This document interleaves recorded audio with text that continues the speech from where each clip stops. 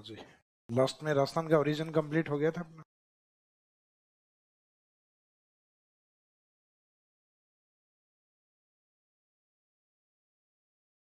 Origin of Rajasthan में अपनी बात हुई थी कि राजस्थान का जो निर्माण है उसमें दो भागों का योगदान है, जिसमें एक गोंडवाना लैंड और दूसरा है टेथिस सी या टेथिस सागर। गोंडवाना लैंड के पार्ट कौन से हैं?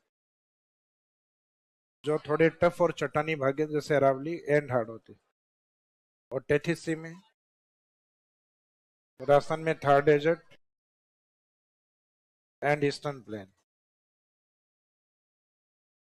ये दोनों भाग इंडियन ज्योग्राफी में किस में काउंट होते हैं? नॉर्थ ग्रेट प्लेन, उत्तर विशाल मैदान में। और इंडियन ज्योग्राफी में ये दोनों चट्टानी भाग, ये प्रायद्वीप पठार पेनिनसुलर प्लेट्यू रीजन के अंदर। उसके बाद में नेक्स्ट टॉपिक स्टार्ट किया था हमने राजस्थान की लोकेशन या स्थिति को लेकर और उसके विस्तार को लेकर, जिसमें फर्स्ट पार्ट अपना लोकेशन वाला, जिसमें दो पार्ट में उसको डिवाइड कर किया था लोकेशन को, एक तो लेटीट्यूड और दूसरा लॉन्गिट्यूड। लेटीट्यूड में जो बेस लाइन होती है 0 डिग्री इक्वेटर लाइन, जिसके अकॉर्डिंग राजस्थान की लोकेशन नॉर्थ में थी, नॉर्थ हेमेस्फेयर। और देशांतर में 0 डिग्री यानी ग्रीनविच, इसके अकॉर्डिंग हमारी लोकेशन ईस्टर्न हेमेस्फेयर में पूर्वी। और इंडिया के अकॉर्डिंग देखें तो इंडिया के हम नॉर्थ और वेस्ट में आते हैं, उत्तर और पश्चिम में। और एशिया कॉन्टिनेंट के अकॉर्डिंग उसके साउथ में या साउथ वेस्ट पार्ट में, दक्षिण या दक्षिण पश्चिम वाले भाग में। अब इसमें राजस्थान का अक्षांश विस्तार अपने को पढ़ना था स्टार्टिंग में। राजस्थान के अक्षांश स्थिति,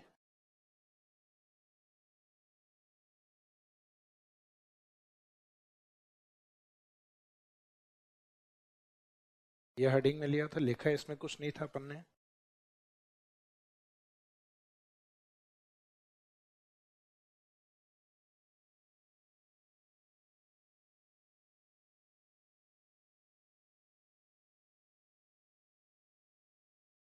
latitudinal location of Rajasthan, Rajasthan की अक्षांश स्थिति।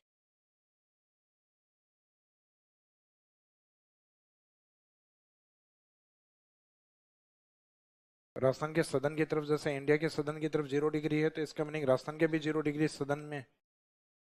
और यहाँ से कंटिन्यूस ऊपर की ओर चलने पे भारत की और राजस्थान की स्थिति स्टार्ट होती है। जैसे फॉर एग्जांपल राजस्थान तक आते आते लेटीट्यूड्स कितने कंप्लीट हो चुके होते हैं? 23 डिग्री और 3 मिनट नॉर्थ लेटीट्यूड। और ये वाला पॉइंट राजस्थान के सदन में कौन से डिस्ट्रिक्ट में आता है? बांसवाड़ा। तो ये राजस्थान का मोस्ट सदर्न पॉइंट होता है बांसवाड़ा। बांसवाड़ा में एक स्थान आता है बोरकुंडा। बोरकुंडा से लेकर राजस्थान के नॉर्थ में ये वाला जो पॉइंट है, ये 30 degree 12 minute, 30 degree and 12 minute north latitude. District कौन सा रहेगा यहाँ? श्री गंगानगर। राजस्थान में एक ही जिला है जो पूरी इज्जत के साथ बोला जाता है, श्री गंगानगर। और नॉर्थ और साउथ इन दोनों के बीच का जो डिस्टेंस है वो अपने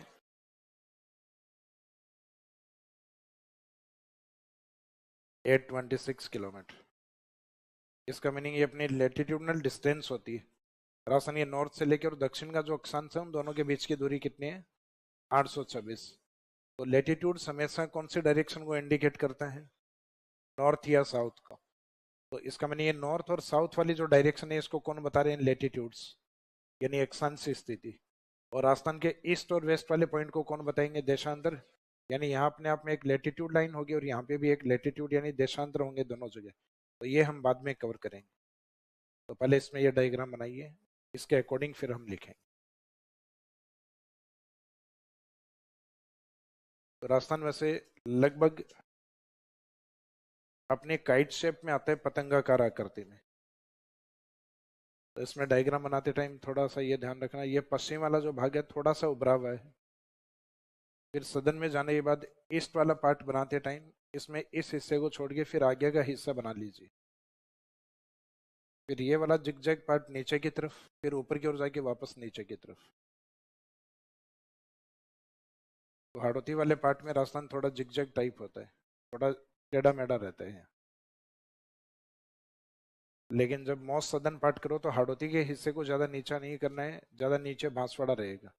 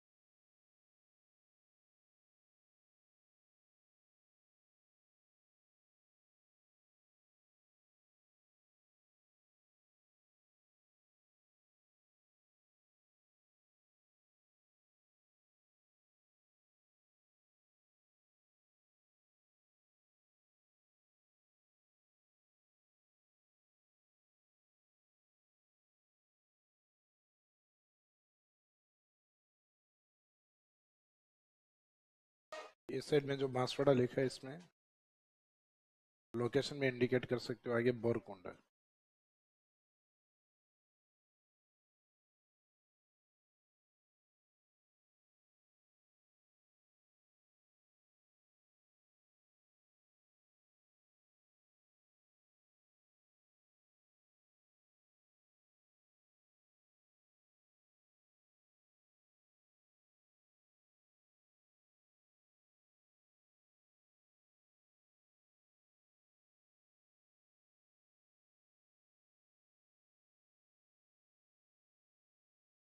गंगानगर में जो लास्ट पॉइंट होता है वो माना जाता है कोणा विलेज, कोणा गांव।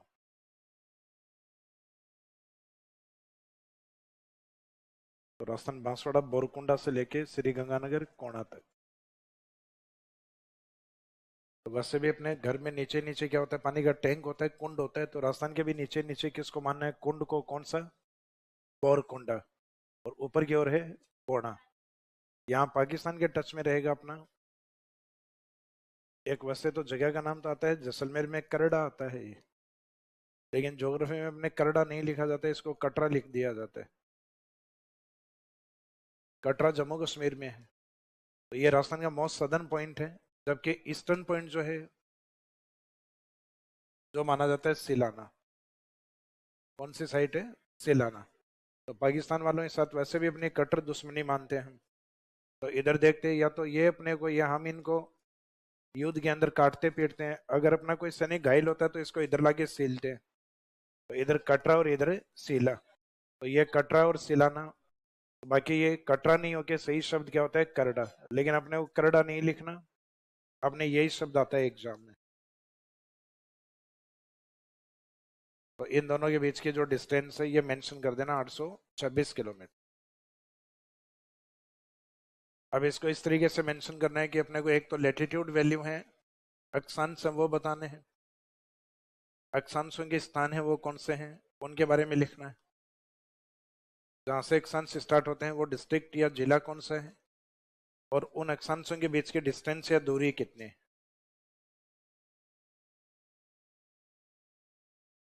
लेटीट्यूड,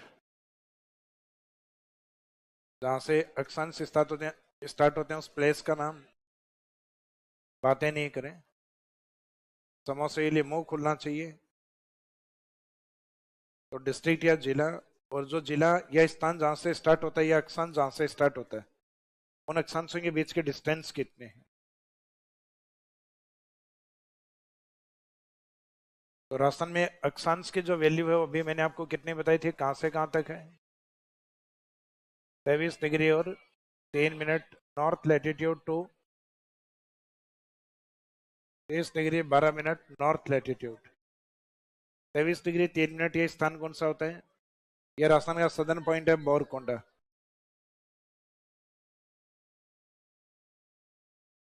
डिस्ट्रिक्ट रहेगा इसमें बांसवाड़ा। और बांसवाड़ा राजस्थान के कौन से भाग में आता है? सदर्न पार्ट में, दक्षिण भाग में।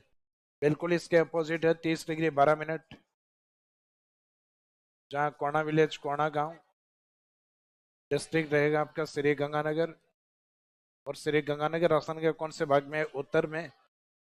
और उत्तर और दक्षिण के बीच की दूरी का मीनिंग अक्षांश से दूरी 826 किलोमीटर। तो ये आपको बताया था कि अक्षांश जब भी बताएंगे तो हमेशा कौन से डायरेक्शन के बारे में बताते हैं? साउथ और नॉर्थ के बारे में, या नॉर्थ और साउथ के बारे में। तो राजस्थान के 23 3 से 30 12 के बीच की दूरी कितनी है? 826। राजस्थान के नॉर्थ टू साउथ के बीच की डिस्टेंस कितनी है? 826। राजस्थान के बोरकुंडा और कोणा विलेज के बीच की दूरी कितनी है? 826।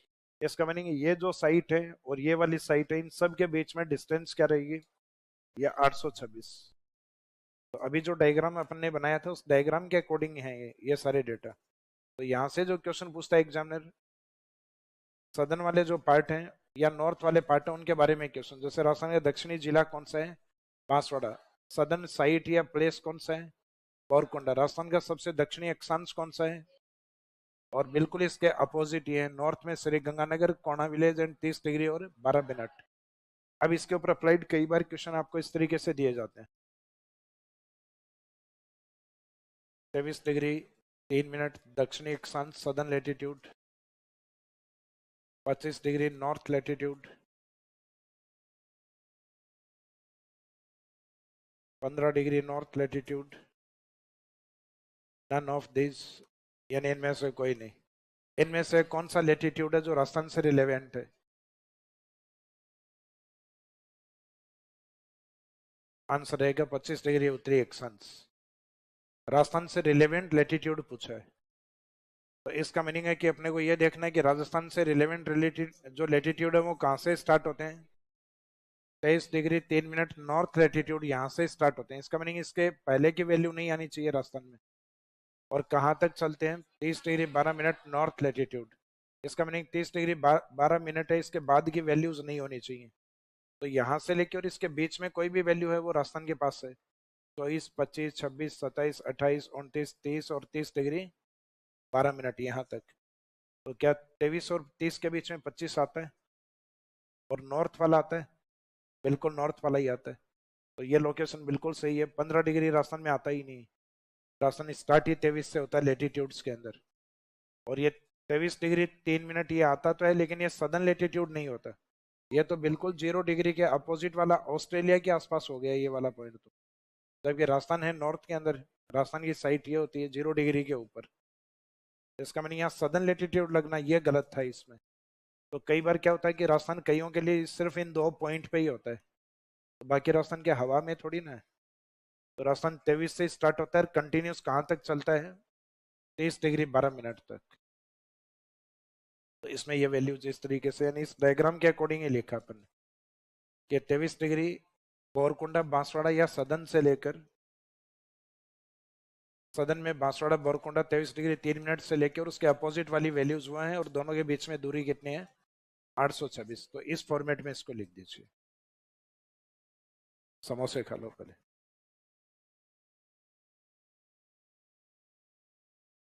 नहीं नहीं, मैं नहीं।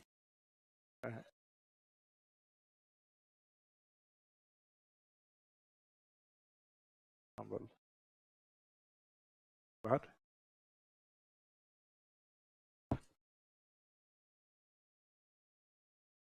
तो 5 मिनट में खाओ आप, मैं आ रहा हूँ चाय पी के।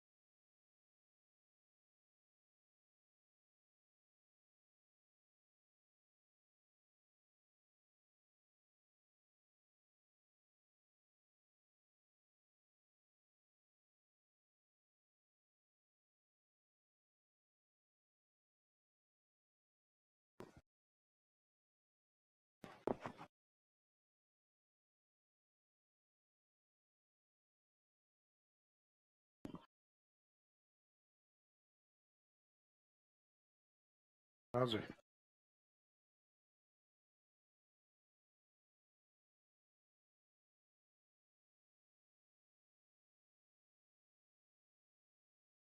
तो यहाँ तक कंप्लीट हो गया अपना।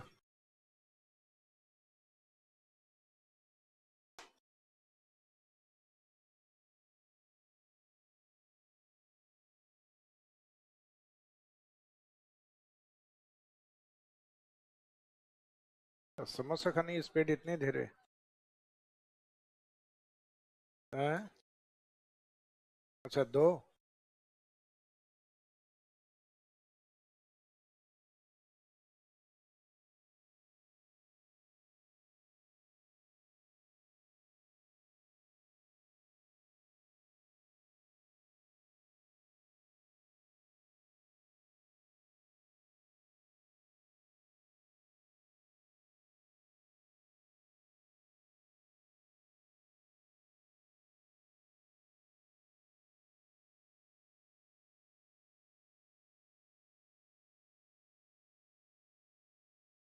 हाँ, इसमें उतार लीजिए।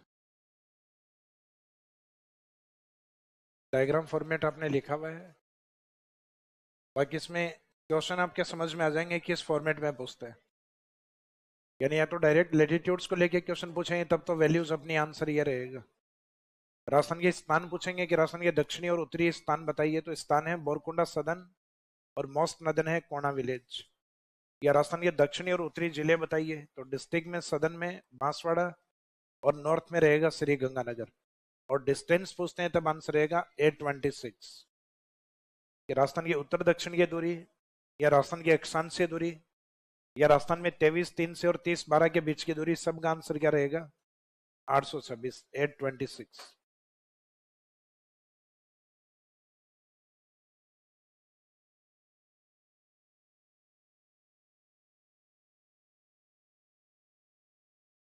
ये लिखना ही बाद में। राजस्थान के जो लिखा नहीं, जल्दी लिखेगा।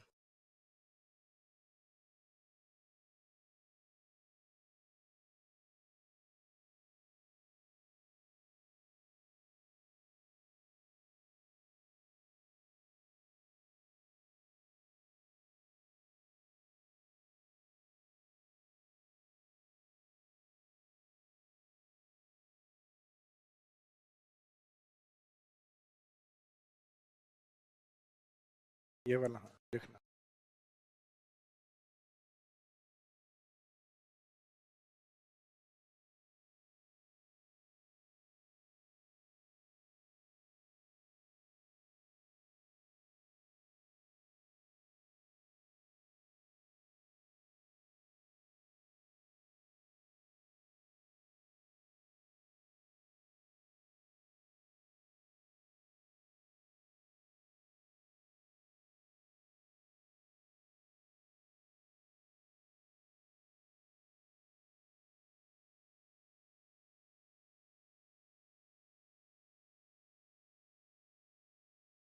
क्या चीज? थोड़ा सुनाई नहीं दिया मेरे को, वापस बोलो।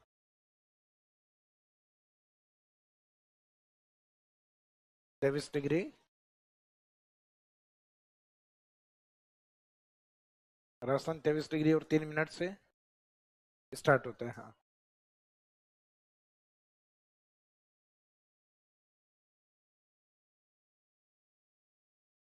उसमें 25 कैसे है?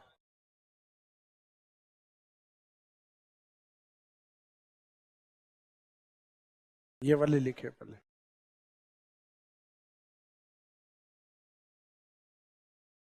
कल आए थे।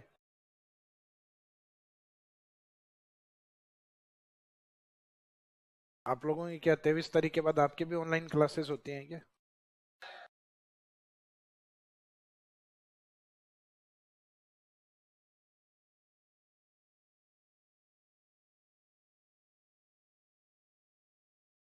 ये क्वेश्चन मैंने पूछा था कि इसमें राजस्थान से रिलेवेंट लेटीट्यूड बताइए, तो ये 23 डिग्री और 3 मिनट, ये आंसर क्यों नहीं हुआ? क्योंकि इसमें साउथ लेटीट्यूड लिखा हुआ था, और साउथ लेटीट्यूड होता है 0 डिग्री के नीचे। जबकि कल बताया था कि राजस्थान है वो उत्तरी गोलार्ध में है, ना कि दक्षिणी गोलार्ध।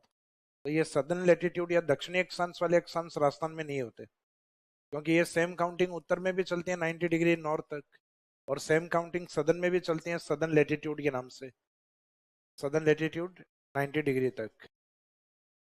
तो यहाँ जो 90 डिग्री नॉर्थ लेटीट्यूड तक चलती हैं उसमें राजस्थान आता है 23 डिग्री 3 मिनट नॉर्थ लेटीट्यूड, ना कि साउथ लेटीट्यूड। फिर 15 डिग्री राजस्थान स्टार्ट ही नहीं होता। और एक 25 डिग्री नॉर्थ लेटीट्यूड, तो ये देखना है कि 23 और 30 के बीच में क्या 25 आता है? तो डेटा तो आता है, क्या नॉर्थ वाला आता है? तो बिल्कुल आता है, अपने नॉर्थ से नॉर्थ ही चलते हैं 23 3 से और 30 तक कंटिन्यूस। तो 23 के बाद में 24 और 25, तो 25 डिग्री नॉर्थ लेटीट्यूड राजस्थान से रिलेवेंट है। तो सिंपल इसमें पूछा था राजस्थान से रिलेवेंट लेटीट्यूड कौन सा है, तो उससे रिलेवेंट ये है। तो कई बार अपने क्या होते हैं, ये डेटा रटे हुए होते हैं, तो अपन आंसर ये कराते हैं 23 डिग्री 3 मिनट। फिर घर आके पता चलता है कि इसमें आगे जो डायरेक्शन है वो गलत लिखी हुई है, वो सदर्न लेटीट्यूड लिखी हुई है, दक्षिणी गोलार्ध। जबकि भारत कंप्लीट किस में आता है? उत्तरी गोलार्ध में। तो भारत उत्तरी गोलार्ध में, तो राजस्थान भी उत्तरी गोलार्ध नॉर्थ हेमेस्फेयर में काउंट होगा फिर।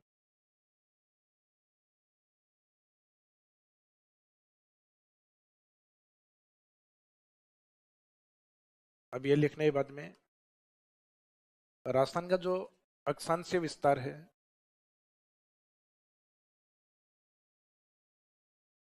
जो भी आपने लिखा है 23 डिग्री और 3 मिनट से, और 30 degree 12 minute.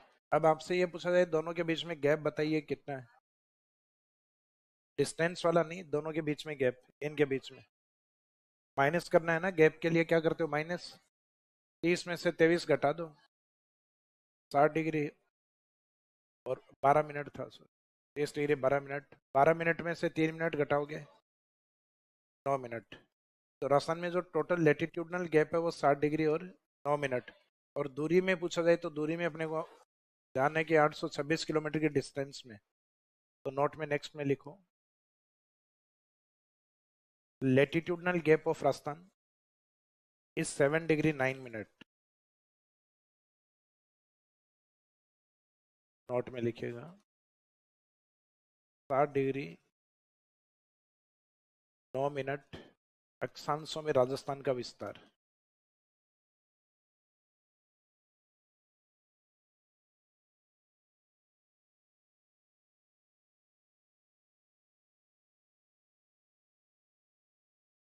Latitudinal gap of Rajasthan is 7 degree 9 minute. 60 degree 9 minute अक्षांशों में राजस्थान का विस्तार। तो ये वैसे तो लिखवाने की आवश्यकता नहीं है, क्योंकि 23 और 30 दोनों लिखवाए हुए हैं, लेकिन अपने माइंड में ये डेटा रहे कि हाँ इस प्रकार का क्वेश्चन भी आ सकता है, इसलिए लिखवाया आपको। ये जो 23 और 30 है, इसके बीच में कितना गैप है, तो उस गैप में पूरे में राजस्थान आता है। तो राजस्थान के लिए कितने लेटीट्यूड्स की आवश्यकता होती है, राजस्थान का विस्तार कितने लेटीट्यूड्स में है? 60 डिग्री 9 मिनट। कौन से में, तो वो वैल्यूज आपको मैंने लिखवा दी हैं, 23 डिग्री 3 मिनट से लेके और 30 डिग्री 12 मिनट। तो इन दोनों के बीच का अगर गैप देखो तो गैप ये रहेगा। अब इसमें हमने डायरेक्शन यूज क्यों नहीं की? क्योंकि ये कोई लेटीट्यूड नहीं है, सिर्फ गैप है। क्योंकि यहाँ डायरेक्शन यूज करते ही आपकी लोकेशन आ जाएगी। फिर वो, जैसे मैं यहाँ 60 डिग्री 9 मिनट उत्तरी अक्षांश लिख दूं, तो सिर्फ वो बाद में एक लाइन हो जाएगी, और वो लाइन इंडिया के सदन की तरफ हो जाएगी। भारत की स्थिति कन्याकुमारी में 8 डिग्री 4 मिनट से स्टार्ट होती है, तो इंडिया से भी नीचे चला जाएगा हिंद महासागर की ओर, या अंडमान निकोबार की ओर। क्योंकि अंडमान निकोबार वाला पार्ट वो स्टार्ट होता है आपके लगभग 6 डिग्री 45 मिनट के आसपास। उसके आसपास की स्थिति रहेगी 60 डिग्री 9 मिनट। तो इसका मीनिंग वहां राजस्थान है नहीं, इस कारण इसमें डायरेक्शन यूज नहीं करना है। तो ये सिर्फ गैप का जो 30 और 23 के बीच का गैप है, उस गैप को यहाँ मेंशन किया हमने। तो latitudinal gap of Rajasthan 7 degree 9 minute या 60 डिग्री 9 मिनट अक्षांशों में राजस्थान का विस्तार। अब पृथ्वी के ऊपर जैसे आप वर्ल्ड ज्योग्राफी पढ़ोगे, कुछ इंपोर्टेंट लेटीट्यूड्स पढ़ोगे, जिसमें एक तो इक्वेटर लाइन के बारे में 0 डिग्री, एक पढ़ोगे आप 23.5 डिग्री उत्तरी अक्षांश नॉर्थ लेटीट्यूड, एक इसके बिल्कुल अपोजिट पढ़ोगे 23.5 सदर्न लेटीट्यूड, एक नॉर्थ में 66.5 नॉर्थ लेटीट्यूड, एक बिल्कुल इसके opposite same value 66.5 southern latitude. इसका नाम आपको ध्यान है, पृथ्वी के बीच में इसका भूमध्य रेखा। जो भू के मध्य से इसका नाम भूमध्य रेखा, इक्वेटर लाइन। ऊपर वाली का नाम दिया जाता है tropic of cancer. Tropic of cancer यानी कर्क रेखा। और ट्रॉपिक ऑफ कैप्रिकॉर्न लाइन मकर रेखा। ऊपर की ओर जो महासागर आता है वो कौन सा आता है? आर्कटिक। नीचे एक महाद्वीप आता है अंटार्कटिका, लिखवाया था गोडवाना लैंड में। तो ये ऊपर जो आर्कटिक जो महासागर आता है उसके अकॉर्डिंग आर्कटिक सर्कल, क्योंकि हर एक लेटीट्यूड होता है वो अपने आप में एक सर्कल होता है। हर एक अक्षांश अपने आप में एक वृत्त होता है, क्योंकि अक्षांश पृथ्वी पे इस तरीके से होते हैं जैसे ये अपना ग्लोब या पृथ्वी है। इस पृथ्वी के ऊपर जैसे 0 डिग्री है तो 0 डिग्री पूरी पृथ्वी के ऊपर इस तरीके से राउंड में है। और ये सबसे बड़ा अक्षांश यही है 0 डिग्री, क्योंकि इस पृथ्वी पे जैसे जैसे आप ऊपर की ओर जाओगे तो अक्षांश हैं उनकी साइज छोटी होती जाएगी। फॉर एग्जाम्पल आप एक फुटबॉल लीजिए, उसके चारों ओर एक धागा बांध दीजिए, वो धागा अपने आप में एक लेटीट्यूड है। अब वो धागे जैसे जैसे फुटबॉल के ऊपर की ओर बांधते जाओगे तो उनका आकार या साइज, और बीच में जो धागा बांध रखा आपने सबसे बड़ा, इस कारण 0 डिग्री लेटीट्यूड को कहा जाता है ग्रेट सर्कल। इसको वृत्त वृत्त कहा जाता है। तो कौन से अक्षांश को ग्रेट सर्कल के रूप में वृत्त वृत्त के रूप में माना जाता है? तो इसका meaning all latitudes are as a circle. सभी जो लेटीट्यूड्स या अक्षांश हैं वो अपने आप में एक वृत्त होते हैं। जैसे नॉर्थ लेटीट्यूड है, उत्तरी ध्रुव है, वो भी एक बिंदु के रूप में है। तो हर बिंदु अपने आप में एक वृत्त भी होता है। जैसे बिंदु है, इसमें तो समझ में नहीं आएगा बिंदु को थोड़ा बड़ा करो, समझ में आएगा कि वो अपने आप में एक सर्किल या एक वृत्त के रूप में भी होता है। तो पृथ्वी पे टोटल लेटीट्यूड्स कितने हैं अपने, कितने अक्षांश होते हैं? कल वैसे थोड़ा बहुत आइडिया बताया था, आज भी बताया था कि 0 डिग्री के एक तरफ मैक्सिमम कितने होते हैं? 90 डिग्री। अपोजिट साइड में 90 डिग्री नॉर्थ, तो 90 और 90, और एक 0 डिग्री।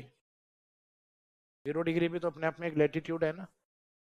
तो जीरो का मीनिंग यहाँ जीरो वैल्यू नहीं माननी है, जीरो भी अपने आप में एक अक्षांश है। तो इसका मीनिंग इसकी भी एक वैल्यू काउंट होती है। तो 90 90 180, और एक ये 181। तो पृथ्वी पे टोटल अक्षांश कितने हैं? 181। और अक्षांश रेखाएं कितनी हैं? 179। क्योंकि नॉर्थ पोल और साउथ पोल सिर्फ डॉट या पॉइंट है, ये लाइन के रूप में नहीं है। तो जैसे लाइन की बात आती है लेटीट्यूड लाइंस, तब ये दो कम कर देते हैं, नॉर्थ पोल साउथ पोल। तो टोटल लेटीट्यूड कुल अक्षांश 181, टोटल लेटीट्यूड सर्कल कुल अक्षांश वृत्त, सेम आंसर रहेगा 181। क्योंकि जितने भी लेटीट्यूड्स होते हैं वो अपने आप में सर्कल या वृत्त के रूप में होते हैं। तो उत्तरी ध्रुव है वो भी अपने आप में भले ही एक डॉट है लेकिन एक वृत्त के रूप में है वो भी। तो इसका मीनिंग वृत्त में आंसर कम नहीं होता, लेकिन जैसे ही लाइन या रेखा शब्द यूज होगा तब दो काउंटिंग कम हो जाती है, नॉर्थ पोल और साउथ पोल, क्योंकि ये सिर्फ एक डॉट या पॉइंट के रूप में है, ये लाइन के रूप में नहीं होते। तो जैसे ही लाइन शब्द आएगा तब आंसर क्या रहेगा आपका? 179। अब इनमें से देखिए कौन सा ऐसा लेटीट्यूड है जो राजस्थान से रिलेवेंट? क्या 0 डिग्री है हमारे पास? इंडिया के पास ही नहीं है, तो राजस्थान के पास भी नहीं। तो 23.5 डिग्री है, बिल्कुल। क्योंकि 23.5 डिग्री का मीनिंग होता है 23 डिग्री और 30 मिनट, जबकि राजस्थान तो 23 डिग्री और 3 मिनट से स्टार्ट हो जाएगा। तो 3 के बाद में 30 आएगा, और 66 तक हम चल ही नहीं पाते। हम तो 30 डिग्री और तो इसका मीनिंग ऊपर 23, और उसके बाद में जो इंपॉर्टेंट सर्कल आता है वो आता है Arctic circle. 66.5 degree north latitude को कहा जाता है आर्कटिक सर्कल। नीचे वाला महासागर महाद्वीप कौन सा था? अंटार्कटिका। इसको कहा जाता है अंटार्कटिका सर्कल। अंटार्कटिका वृत्त होता है 66.5 डिग्री सदर्न लेटीट्यूड।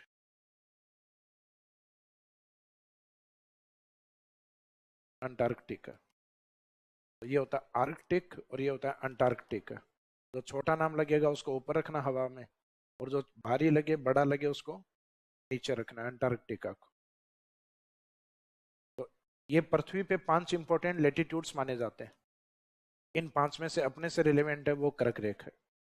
तो अभी नोट में फर्स्ट पॉइंट में तो आपने गैप बताया था कि लेटीट्यूड्स का गैप कितना है? 60 डिग्री 9 मिनट अक्षांशों में राजस्थान का विस्तार है। सेकेंड पॉइंट में लिखे 23.5 नॉर्थ लेटीट्यूड। इसको लिखने का तरीका ये भी हो सकता है 23 डिग्री और 30 मिनट नॉर्थ लेटीट्यूड, क्योंकि हाफ का मीनिंग 30 ही होता है। क्योंकि 1 डिग्री में कितने मिनट होते हैं? 60 मिनट होते हैं। समय की बात नहीं कर रहे अपन, समय की बात देशांतर में होती है, लॉन्गिट्यूड्स में होती है, लेटीट्यूड्स में नहीं होती। तो 1 डिग्री है, उसको अगर आप डिवाइड करो तो उसकी छोटी यूनिट कितनी बनेंगी, 60 मिनट बनेंगी। तो आधे को लिखोगे तो कैसे, आधे को किस तरीके से लिखा जा सकता है, 30 मिनट। तो तरीका ये भी हो सकता है 23.5 डिग्री, और ये भी हो सकता है तो 23.5 या 23 degree and 30 minute north latitude.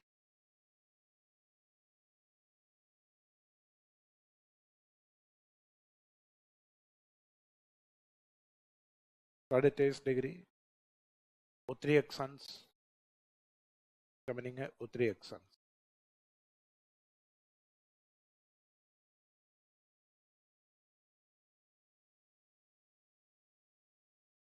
उत्तरी अक्षांश कर्क रेखा।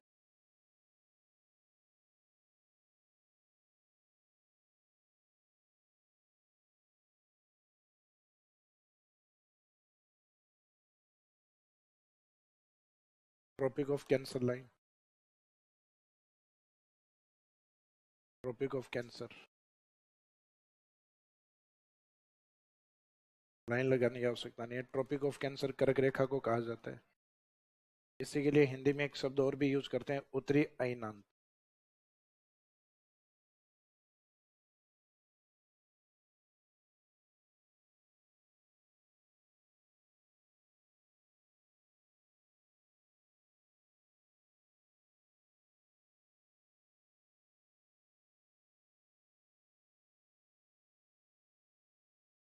नदन सोलस्टिस, तो नदन सोलस्टाइस या सोलस्टिस इसको इसलिए कहा जाता है क्योंकि जो सूर्य है, उस सूर्य के चारों ओर, क्योंकि सूर्य ब्रह्मांड का, वर्तमान जो ब्रह्मांड है उस ब्रह्मांड का राजा है, और इस राजा के चारों ओर चक्कर लगाने वाले, इसका मीनिंग है ये अपने आप में एक स्टार है, तारा है, और तारे के चारों ओर चक्कर लगाने वाले को अपन क्या बोलते हैं, प्लेनेट, ग्रह मानते हैं, और उसी में से एक अपना पृथ्वी भी।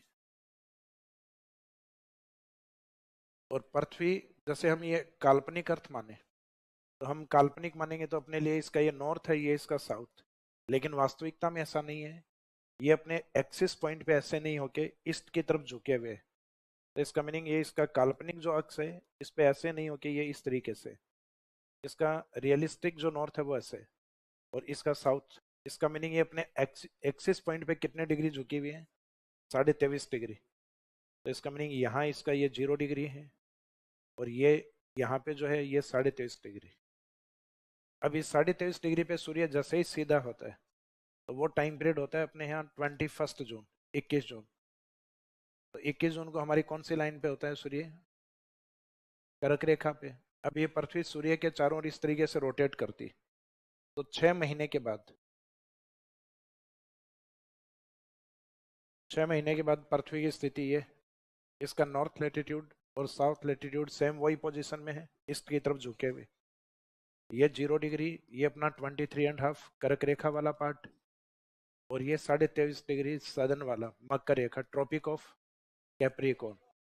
यहाँ पे सूर्य की किरणें हैं या सोलर रेडिएशन, वो डायरेक्ट होती है सदन में।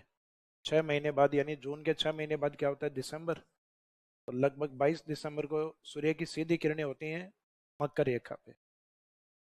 और 6 महीने पहले कहाँ थी, ट्रॉपिक ऑफ कैंसर, कर्क रेखा पे। तो जब उत्तरी गोलार्ध में सोलर रेडिएशन डायरेक्ट आती है, सूर्य की किरणें सीधी होती हैं, तो अपने को टेम्परेचर ज़्यादा फील होता है। और जैसे ही सूर्य की किरणें सदर्न गोलार्ध में डायरेक्ट होती हैं, तो अपने को सूर्य की किरणें तिरछी महसूस होती हैं। तो तिरछी किरणों का क्या होता है, टेम्परेचर कम प्राप्त होता है। क्यों, क्योंकि एक तो वो तिरछा जो प्रकाश होगा वो ज़्यादा एरिया कवर करता है, और एक उसको एटमॉस्फेयर या वायुमंडल ज़्यादा क्रॉस करना पड़ेगा। तो जिसमें एटमॉस्फेयर ज़्यादा क्रॉस करना पड़ेगा, इसका मीनिंग उसमें टेम्परेचर का लॉस ज़्यादा होता है। जैसे फॉर एग्जाम्पल, एक तो टॉर्च को आपको बिल्कुल अपने पाँव में मारना हो, जैसे रात को लेके निकलते हो ना टॉर्च, तो टॉर्च एक तो सीधे पाँव में, और एक जिस तरीके से आप सामने करो, तो ज्यादा रोशनी किस में दिखेगी, सामने दिखा देखते हो उसमें, या बिल्कुल पाँव के नीचे, सामने वाले में कैसे दिखाई देगी भाई, सामने वाले में तो रोशनी फैल जाएगी आपकी, जबकि आप बिल्कुल पाँव के नीचे करके चलते हो उसमें रोशनी ज्यादा दिखाई देती है आपको। तो सूर्य बिल्कुल सीधा होता है, तो उस समय अपने को टेम्परेचर ज्यादा महसूस होता है, और उसकी किरणें जितनी ज्यादा स्लाइट होती हैं, जितनी ज्यादा तिरछी होती हैं, उसका टेम्परेचर उतना ही कम प्राप्त होता है। तो जो दिसंबर के अंदर सूर्य की किरणें होती हैं मकर रेखा, यानी ऑस्ट्रेलिया की तरफ सीधी होती है, अपनी तरफ तिरछी किरणें होती हैं, तो उस समय अपने यहाँ कौन सा सीजन होता है, विंटर सीजन होते हैं, और ये जून में लगभग सीधा रहेगा अपने राजस्थान के ऊपर, तो टेम्परेचर हाईएस्ट होते हैं इस समय, और ज्यादा होंगे। जून सबसे गर्म महीना माना जाता है, तो शुरुआत हुई है अपने अप्रैल से, तो यानी मार्च अप्रैल से तो स्टार्ट होती हैं गर्मियां, जून के अंदर अपने हाईएस्ट या पीक पॉइंट पे होती हैं। तो इस तरीके से पृथ्वी रोटेट करते हुए चलती है, तो अपने लिए इंपॉर्टेंस इस लाइन का होता है, कर्क रेखा का। तो ये वाला जो सूर्य की स्थिति है इसको कहते हैं अयन। तो अयन का उत्तरी गोलार्ध में लास्ट पॉइंट कहां तक होता है, 23.5 डिग्री। तो सूर्य अधिकतम उसी पॉइंट तक जा पाएगा जिस पॉइंट तक पृथ्वी झुकी हुई है, और पृथ्वी अपने एक्सिस पॉइंट पे बिल्कुल सीधी होती, तो सूर्य हमेशा इक्वेटर लाइन पे ही होता है। और दोनों गोलार्धों में जो मुख्यतः क्लाइमेटिक कंडीशन है वो सेम होती, क्लाइमेटिक कंडीशन चेंज नहीं होती, लेकिन ये चेंज इसलिए होती है क्योंकि पृथ्वी सीधी नहीं होके अपने एक्सिस पॉइंट पे 23.5 झुकी हुई, इस कारण अपने यहाँ ऋतु परिवर्तन होते हैं। तो ये वाली जो कंडीशन है, तो सूर्य कर्क रेखा पे उत्तर में अधिकतम सीधा हो सकता है, क्योंकि सूर्य अधिकतम सीधा उतना ही हो सकता है जितना पृथ्वी अपने एक्सिस पॉइंट पे झुकी हुई। अगर पृथ्वी और ज्यादा झुकी हुई होती तो सूर्य की किरणें और अधिक ऊपर तक जाती। तो उत्तरी गोलार्ध में अयन का अंत कहाँ होता है, सूर्य का समापन कहाँ होता है, 23.5 कर्क रेखा पे। इस कारण इस लाइन का दूसरा नाम उत्तरी अयनांत भी दिया जाता है। तो ये थोड़ा सा अलग नाम आपके लिए, बाकी ये तो वही है, ट्रॉपिक ऑफ कैंसर यानी कर्क रेखा। तो हिंदी मीडियम वाले तीनों शब्द लिख देना, कर्क रेखा, ट्रॉपिक ऑफ कैंसर, क्योंकि इंग्लिश वाला भी कई बार हिंदी में लिखा हुआ जाता है। राजस्थान में ट्रॉपिक ऑफ कैंसर कहाँ है, बाद में कई आंसर करके आते हैं गंगानगर हनुमानगढ़। यहाँ हरित क्रांति के कारण और केमिकल फर्टिलाइजर का अधिक यूज करने के कारण किसानों में अधिक स्किन कैंसर देखा गया है, इस कारण ये ट्रॉपिक ऑफ कैंसर एरिया कहलाता है। जबकि ट्रॉपिक ऑफ कैंसर का मीनिंग क्या है, कर्क रेखा। एग्जाम में नहीं आता तो बाद में थ्योरी अपने अकॉर्डिंग इजाद होती है ना। आप में से ऐसे स्टूडेंट जो अभी ग्रेजुएशन का एग्जाम दे रहे हैं, जिनकी ग्रेजुएशन रनिंग है अभी, लगभग ये, क्योंकि 10-12 तक तो क्या होता है कि अपने एक एक शब्द डेफिनेशन में इंपॉर्टेंट होते हैं। एक शब्द में और से भी भूल जाते हैं, अपने को टेंशन हो जाती है कि यहाँ कुछ था, बाद में पता चलता है था लास्ट में, याद नहीं आ रहा। और ग्रेजुएशन में आते आते ये टेंशन अपन नहीं लेते, अपन फर्स्ट नाइट पढ़ते हैं किस किसने क्या स्टेटमेंट दिया है, तो किस किसने दिया है ये देखते हैं, देगा क्या ये हम तय करेंगे एग्जाम में। तो इसका मीनिंग है वहां सिर्फ इंपॉर्टेंस ये रह जाता है कि भाई स्टेटमेंट किसके थे।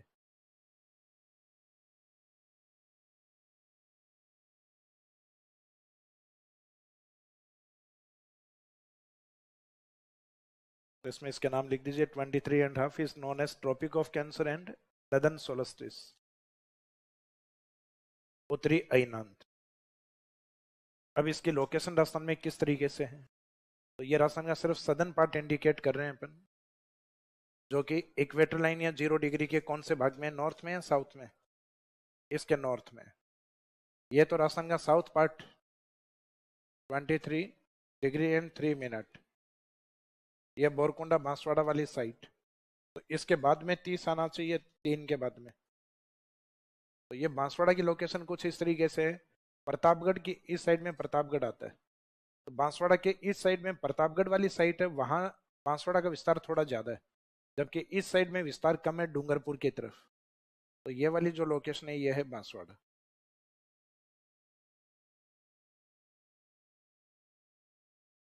बांसवाड़ा में ट्रॉपिक ऑफ कैंसर इस तरीके से जाती है, मोस्टली बांसवाड़ा और पार्शियली पार्ट आंशिक हिस्सा किससे निकलता है, डूंगरपुर से।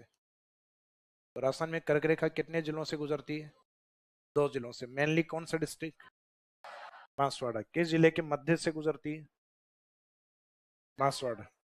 बांसवाड़ा का मिड है, लगभग हाफ बांसवाड़ा ऊपर दिख रहा है और लगभग आधा नीचे दिख रहा है, डूंगरपुर का तो सिर्फ बाउंड्री ले रही है। तो कौन से जिलों की सीमा से गुजरती, तो सीमा तो दोनों ही काउंट होंगी है। और किस जिले के मिड से गुजरती है, देन आंसर रहेगा बांसवाड़ा।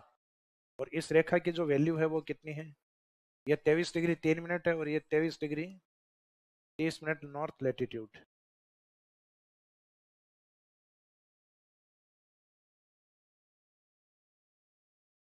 राजस्थान में दूरी इसकी अप्रोक्सीमेट 26 किलोमीटर मानी जाती है।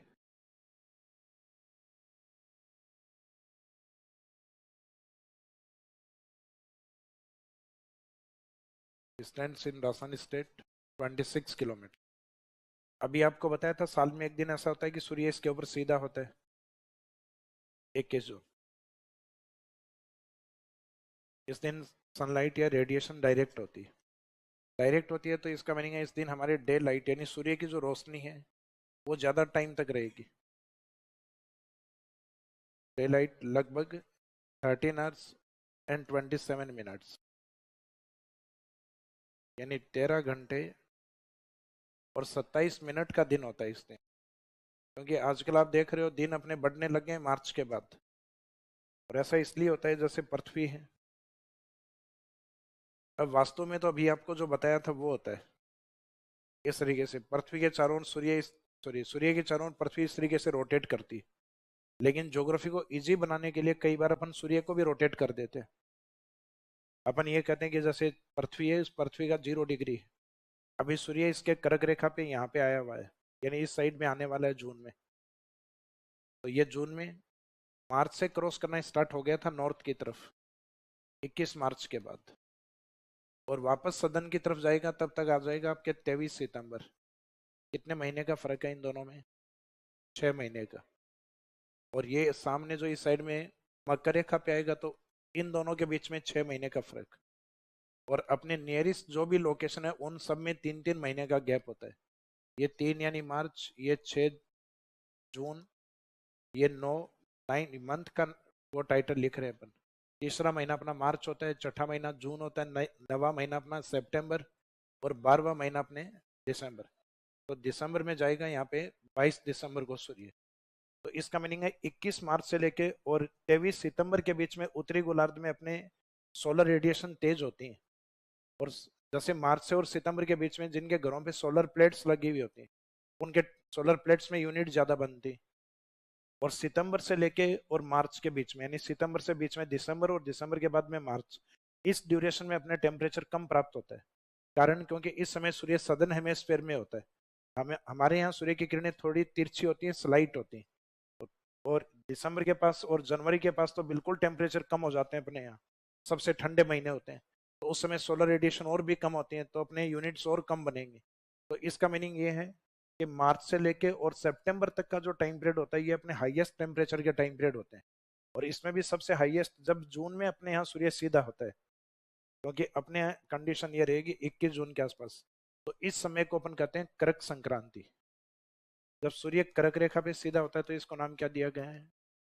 कर्क संक्रांति। और मकर रेखा पे सीधा होता है तो उसको, तो ये एक ज्योग्राफिकल कंडीशन या टर्म्स होती है कि मकर रेखा पे सूर्य सीधा हो तो उसको क्या टाइटल दें, मकर संक्रांति, और कर्क रेखा पे हो तो कर्क संक्रांति। तो वो रेखा तो अपने आप में रेखा ही कहलाएगी, लेकिन उस कंडीशन को हम ये नाम देते हैं। तो कर्क रेखा पे सूर्य कब होता है? हमारी गर्मियों में होता है या सर्दियों में? हमारे तो 21 जून के आसपास होगा। तो इसका मीनिंग समर सोलस्टिस से, यानी कर्क संक्रांति से होता है। मकर रेखा पे सूर्य किस दिन सीधा होता है? 22 दिसंबर को। इस समय हमारे वेदर कौन सा होता है? विंटर।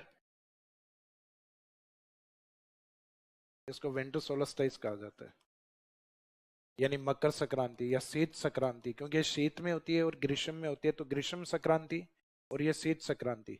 तो मकर संक्रांति किस दिन आती है? 22 दिसंबर को। कब आती है?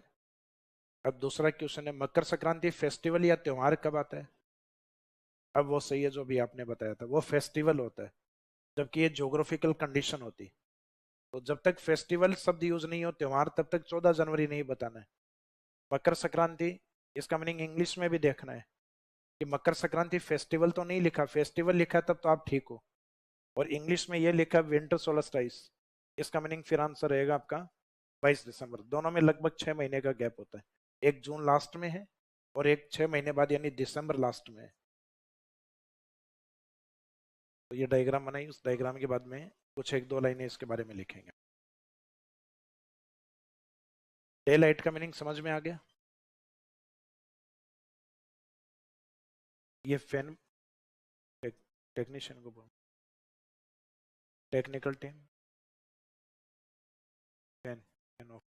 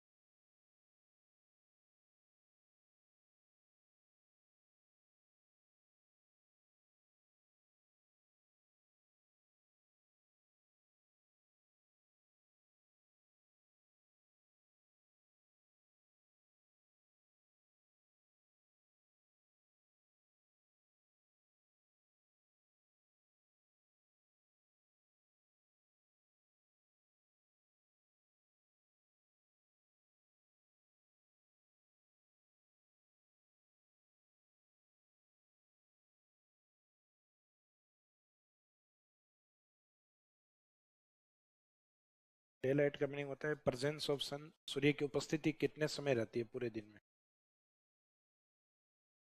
दिन में जो डे लाइट, तो डे लाइट अपनी सनलाइट ही होती है, तो सनलाइट का जो टाइम पीरियड है 21 जून के दिन 13 घंटे और 27 मिनट तक होता है। तो एक दिन में कितने घंटे होते हैं पूरे? अप्रोक्सीमेट 24 घंटे। 18 घंटे नहीं, 24 होते हैं।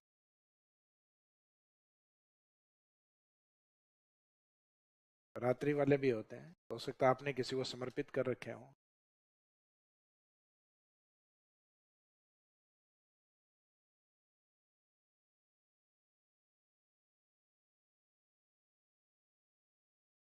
ये 13 तो मैंने ही लिख दिए हैं यहाँ।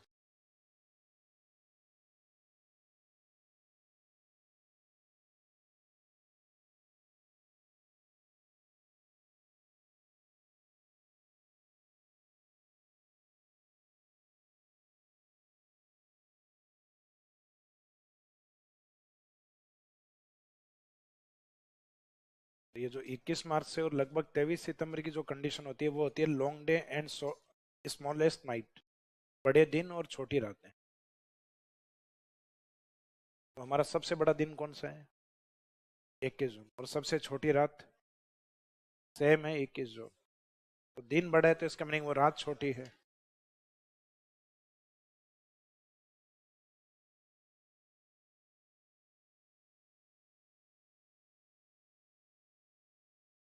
तो सामान्य से क्वेश्चन जो पूछते हैं ना भाई, एक पहेलियां पूछते हैं कई बार कि एक हाथ में कितनी अंगुलियां, कि 5, दो हाथों में कितनी, और 10 हाथों में 50 होती हैं, लेकिन कईयों की 100 आ गई है। क्यों? क्योंकि माइंड पहले किसके अकॉर्डिंग तैयार किया गया है? 10 के अकॉर्डिंग। और फिर 10 पूछ लिया तो डायरेक्ट किससे मल्टीपल होता है? 10 से, जबकि मल्टीपल 5 से होना चाहिए था।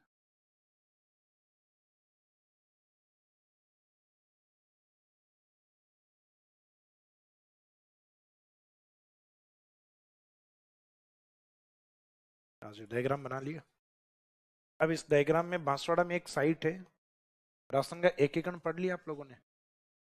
तो राजस्थान का एकीकरण आपने सुना तो होगा कि राजस्थान पहले अलग अलग रियासतों में था, फिर उन रियासतों का यूनिफिकेशन किया गया, मिलाया गया, और मिला के उसको राजस्थान बनाया गया। ऐसे अपने इंडिया के अंदर भी लगभग 550 से ज्यादा रियासतें थी, जिनका एकीकरण करके सरदार वल्लभ भाई पटेल ने भारत को एक एकता के सूत्र में बांधा है। फिर उन्हीं सरदार वल्लभ भाई पटेल की मोदी जी ने मूर्ति बनाई थी, स्टेच्यू ऑफ यूनिटी, यानी जो एकता का प्रतीक चिन्ह गुजरात में बनी हुई है ना, सरदार सरोवर डैम के पास में। तो राजस्थान के अंदर जब एकीकरण किया गया था उस समय 19 रियासतों के अलावा 3 ठिकाने और थे। उन 3 ठिकानों में से एक बांसवाड़ा में भी था अपने, कुशलगढ़। तो कुशलगढ़ एक सिटी के रूप में भी है, और सिटी में कर्क रेखा के निकटतम सिटी इसी को ही माना जाता है राजस्थान के अंदर। इंडिया में तो इसका नियरेस्ट सिटी इससे भी निकटतम आता है। जैसे इंडियन ज्योग्राफी में आप पढ़ोगे, त्रिपुरा के अंदर एक उदयपुर आता है, राजस्थान का उदयपुर नहीं, राजस्थान के उदयपुर से तो गुजरती नहीं है। तो इंडिया में इसका नियरेस्ट सिटी माना गया उदयपुर। उदयपुर कौन सा? त्रिपुरा वाला। जबकि राजस्थान में इसका नियरेस्ट सिटी कौन माना गया है? कुशलगढ़। कुशलगढ़ कौन सा? बांसवाड़ा।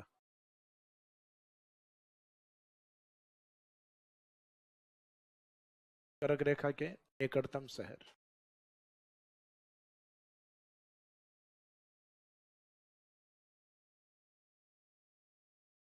ये राजस्थान के रेफरेंस में लिखा आपने।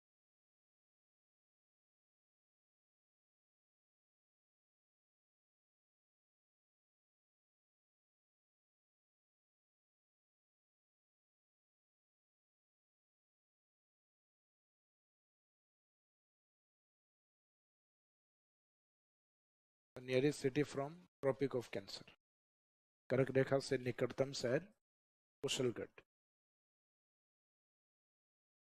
तो नियरेस्ट सिटी, सिटी का मीनिंग ये होता है जो कुछ कंडीशन को फुलफिल करता है वो अपने आप में सिटी में काउंट होता है, शहर में वो काउंट होता है। तो वैसे कंडीशन क्या है कि वो शहर में काउंट हो पाए। तो इसमें एक तो पॉपुलेशन की कंडीशन होती है, जनसंख्या की, कि जिनके पास कम से कम 5,000 जनसंख्या हो, 5,000 पॉपुलेशन। फिर ये हो कि उस एरिया के अंदर, क्योंकि सिटी एरिया में मुख्यतः सेटलमेंट और व्यापार के लिए होता है, कृषि के लिए नहीं होता है। तो इसका मीनिंग है कि उस एरिया में डेंसिटी बहुत ज्यादा होती है, पॉपुलेशन डेंसिटी 400 व्यक्ति प्रति वर्ग किलोमीटर या इससे ज्यादा, यानी 4,000 जो पर्सन है पर वर्ग किलोमीटर, और उससे भी ज्यादा वहां सेटल होने चाहिए। और वहां पे जितने भी लोग रहते हैं, 5,000 हो चाहे 10,000, इससे अधिक होने चाहिए, 5 या इससे अधिक हो। उसमें 75% and more than non agriculture worker होने चाहिए, यानी एग्रीकल्चर वर्कर नहीं होने चाहिए, क्योंकि एग्रीकल्चर वर्कर होंगे तो इसका मीनिंग किसान हो गए वो तो। नॉन एग्रीकल्चर वर्कर यानी या तो इंडस्ट्रीज में काम करें या सर्विस सेक्टर में। तो सिटी में यही होते हैं, या तो कोई इंडस्ट्री में काम करता है या कोई सर्विस करता है। तो इसका मीनिंग 75%।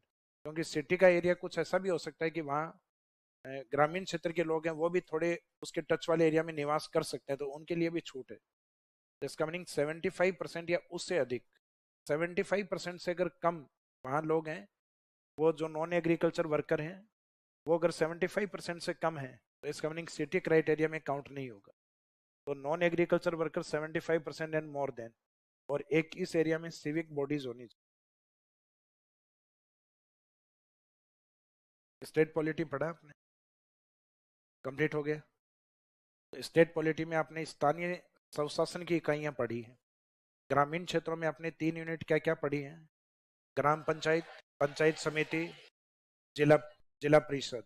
शहरी क्षेत्रों में आपने क्या पढ़ी है?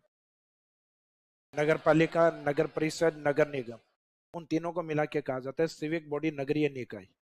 उन तीनों को मिला के क्या बोलते हैं? नगरीय निकाय। तो सिविक बॉडीज या नगरीय निकाय में तीनों को काउंट करते हैं अपन। तो इसका मीनिंग उनमें से कोई भी एक बॉडी यहाँ पर हो, सिविक बॉडीज में से, यानी चाहे नगर पालिका हो, नगर परिषद हो, चाहे नगर निगम हो, या कोई आर्मी कैंट एरिया तो भी चलेगा। जैसे दिल्ली के पास में ना दिल्ली कैंट, दिल्ली कैंट वाला आर्मी एरिया है।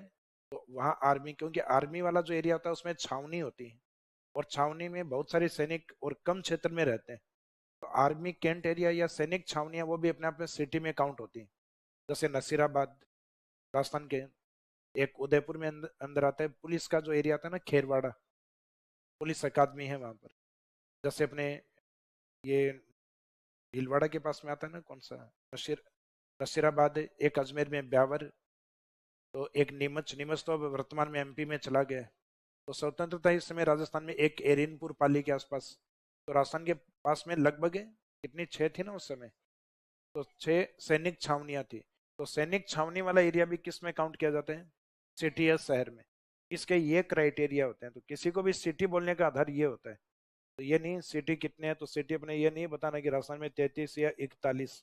वो तो अपने डिस्ट्रिक्ट एंड जिले हैं। जिला तो होता ही होता है अपने आप में, जिला मुख्यालय, हर जिला मुख्यालय अपने आप में सिटी है। जैसे जयपुर है, तो जयपुर के जिस एरिया में आप जयपुर में रह रहे हो, ये जयपुर सिटी का पार्ट। आप 20-25 किलोमीटर दूर चले जाओ, आप सिटी से बाहर चले जाओगे। यानी चाकसू चले गए, बस्सी चले गए, चोमू, हालांकि चोमू का भी विस्तार खूब हो गया है, ये 20-25 किलोमीटर दूर चोमू है। इसका मीनिंग वो भी सिटी क्राइटेरिया में आता है, क्योंकि वहाँ की पॉपुलेशन भी आपकी इससे ज्यादा है। वहाँ पे भी शायद नगर पालिका, नगर परिषद ये काम करने लग गई है। तो वहाँ पे भी ये सिविक बॉडीज बन चुकी हैं। और वहाँ के भी अधिकांश लोग हैं वो मुख्यतः नॉन एग्रीकल्चर वर्कर, क्योंकि ज्यादातर जयपुर के ऊपर डिपेंड है। कोई इंडस्ट्रीज में है, कोई सर्विस में काम कर रहे हैं। वहाँ पे भी धीरे धीरे एग्रीकल्चर वर्कर है वो अपने सीमित हो गए हैं, कम हो गए। तो सिटी का जो क्राइटेरिया वो तो अपने पॉपुलेशन वाले टॉपिक में आता है, लेकिन अपने को ये पता होना चाहिए कि जो सिटी होती है उसके लिए स्पेसिफिक कंडीशन होती है।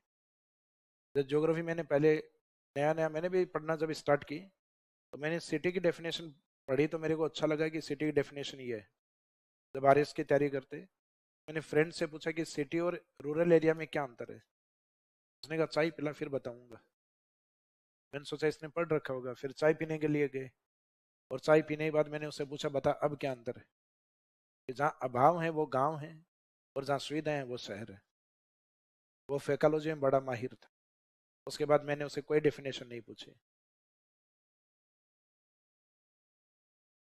तो इसका मीनिंग ये नहीं है जहाँ अभाव है वो गांव है, और जहाँ सुविधाएं हैं वो शहरों की अपनी कॉन्सेप्ट होती हैं।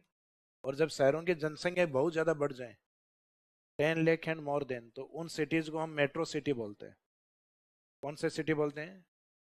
Metro city. इस क्राइटेरिया में राजस्थान के 3 सिटी आते हैं। जयपुर सिटी आता है, जोधपुर सिटी आता है, कोटा सिटी आता है। तो राजस्थान के अंदर मेट्रो सिटीज कितने हैं? 3 है। तो इसमें दिमाग हमने ये नहीं लगाना सर नहीं मेट्रो तो एक में ही है। तो मेट्रो ट्रेन है वो क्या है? वो मेट्रो ट्रेन है। तो मेट्रो ट्रेन शब्द लगे तब एक ही, तब जयपुरी। और मेट्रो ट्रेन नहीं, मेट्रो सिटी शब्द लिखा हुआ है, तो उसका कॉन्सेप्ट होता है कि more than 10 lakh population in city area is known as metro city. शहरी क्षेत्र में जब 10 लाख से अधिक जनसंख्या हो तो उसको मेट्रो सिटी कहा जाता है। तो ये जनसंख्या वाले टॉपिक में पढ़ेंगे। इसका मीनिंग ये जो सब लिखा आगे शहर, तो इस शहर का अपना मीनिंग होता है, एक कॉन्सेप्ट होता है। तो इसका मीनिंग इसमें यह नहीं कर रखा कि निकटतम, निकटतम नहीं लिखना, सिटी लिखना है इसको।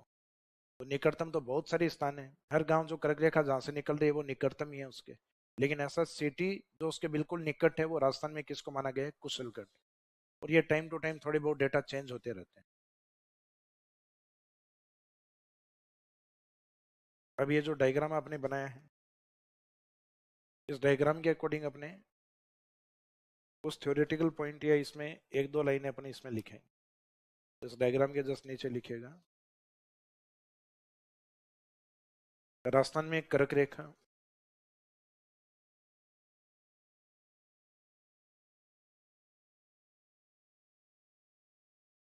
मुख्यतः बांसवाड़ा एवं डूंगरपुर से गुजरती है। मुख्यतः बांसवाड़ा, यानी पहले बांसवाड़ा लिखना।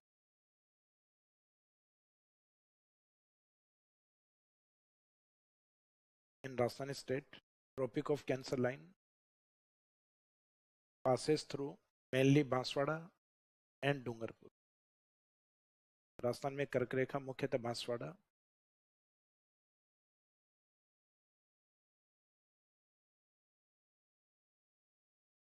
In Rajasthan state tropic of cancer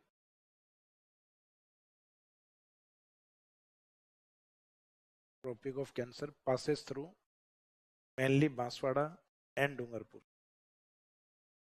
Rajasthan में कर्क रेखा मुख्यतः बांसवाड़ा एवं डूंगरपुर से गुजरती है, जिसकी कुल लंबाई राजस्थान में 26 किलोमीटर है। It's total length in Rajasthan state is 26 kilometre. It's total length in Rajasthan state is 26 kilometre. इसकी या जिसकी राजस्थान में कुल लंबाई 26 किलोमीटर, यानी जो डायग्राम में भी इंडिकेट की थी अपन ने, राजस्थान में इसकी लंबाई कितनी है? 26 किलोमीटर।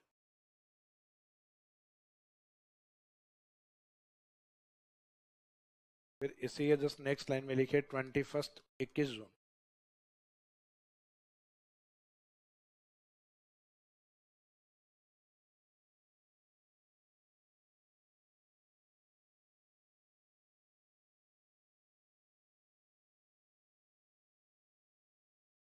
इस दिन उत्तरी गोलार्ध, यानी जिसमें हम हैं, भारतीय राजस्थान।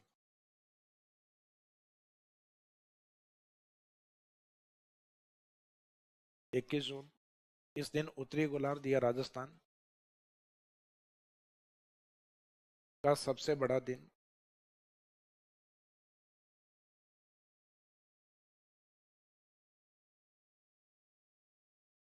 एवं छोटी रात।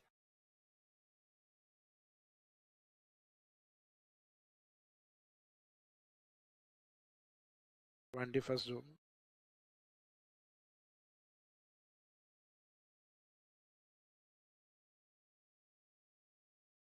It's longest day and smallest night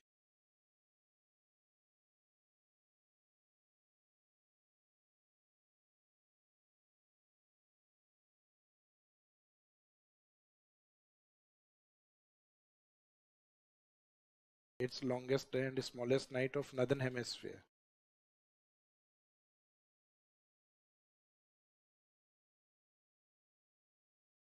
northern hemisphere और राजस्थान, ये हम राजस्थान के रेफरेंस में भी लिख रहे हैं। और राजस्थान अपने आप में कौन से गोलार्ध में है? उत्तरी गोलार्ध में। तो इस दिन उत्तरी गोलार्ध या राजस्थान का सबसे बड़ा दिन एवं छोटी रात, जिसे करक संक्रांति कहा जाता है। It's the longest day and smallest night of northern hemisphere और Rajasthan, which is known as summer solstice. इसे समर सोलस्टिस या समर सोलस्टाइस के रूप में डिफाइन किया जाता है।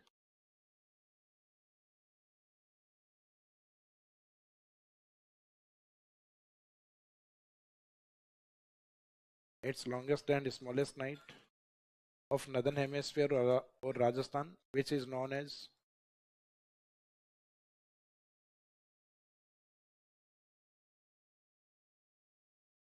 Summer solstice. इस दिन उत्तरी गोलार्ध का सबसे बड़ा दिन एवं सबसे छोटी रात है, जिसे करक संक्रांति कहा जाता है।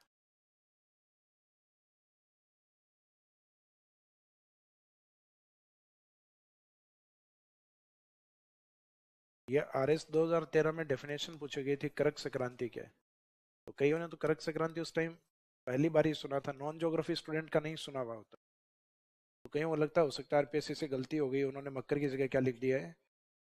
तो कईयों ने तो पहले तो इसको काट के ठीक किया, करक और मकर किया, फिर डेफिनेशन देना स्टार्ट किया। ये पतंग महोत्सव के रूप में या नॉर्थ उत्तरी गोलार्ध में मुख्यतः काइट फेस्टिवल के रूप में मनाया जाता है। वो मारा वो काटा के नारे लगाए जाते हैं और इस दिन दान पुण्य का कार्य शुभ माना जाता है, जिसको मकर संक्रांति, कभी कभी करक संक्रांति भी कहा जाता है। और डेफिनेशन ऐसे नहीं देनी है अपने को एग्जाम। अपने को लगता है कि अपने को जो ज्ञान है वो अपने आप में अद्वितीय ज्ञान है। ये गलती RPSC से हो सकती है, अपने से नहीं हो सकती। ऐसी डेफिनेशन नहीं लिख के आनी। करक संक्रांति पूछे, ये मकर संक्रांति इसके अपोजिट होती है। अपोजिट यानी 21 जून के लगभग 6 महीने बाद 22 दिसंबर, 21 दिसंबर नहीं होगा, उसमें 22 दिसंबर को लिया गया डेट। अब ये 21 जून है, इस 21 जून का इंपोर्टेंस ये है, 2015 से यूएनओ के द्वारा इसको अंतर्राष्ट्रीय योग दिवस के रूप में घोषित कर दिया गया।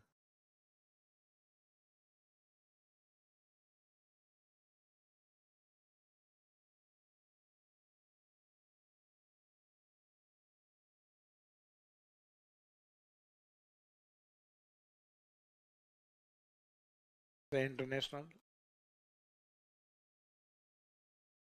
इंटरनेशनल योगा डे के रूप में सेलिब्रेट किया जाता है 2015 से। अब 2015 से किया जा रहा है, तो इसका मीनिंग 2025 में कौन सा योग दिवस होगा? 11वां योग दिवस होगा।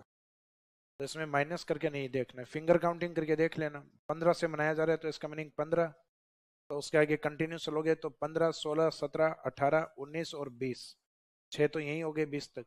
और उसके ऊपर 25 को, तो 20 के बाद में 5 और काउंट हो गए, तो कौन सा हो गया? 11वां। तो ये माइनस करके आप देखते हो तो माइनस तो बीच का गैप बताता है सिर्फ, तो इसका मीनिंग कोई ना कोई उसमें एक चुक जाएगा आपका। तो कोई निकटतम कोई 2, 4, 5, 7 या 10, 15 सालों से कोई दिवस मनाया जा रहा है, इजीली उसका फिंगर काउंटिंग करके देख लिया करो कि कौन सा सीक्वेंस है।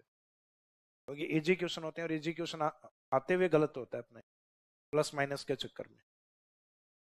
तो इसमें जो आपने 21 जून जो लिखा हुआ था, जिसमें आपने डेफिनेशन लिखी है कि ये उत्तरी गोलार्ध का या राजस्थान का सबसे बड़ा दिन है और छोटी रात है, जिसको कर्क संक्रांति कहा जाता है। इसी में नेक्स्ट लाइन में लिखिए, इस दिवस को या इस दिन को 2015 से अंतर्राष्ट्रीय योग दिवस के रूप में मनाया जा रहा है। That day is celebrated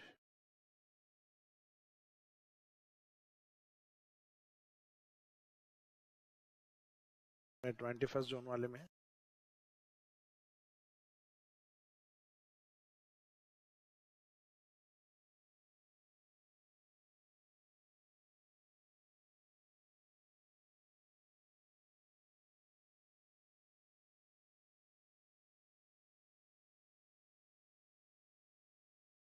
That day is celebrated as International Yoga Day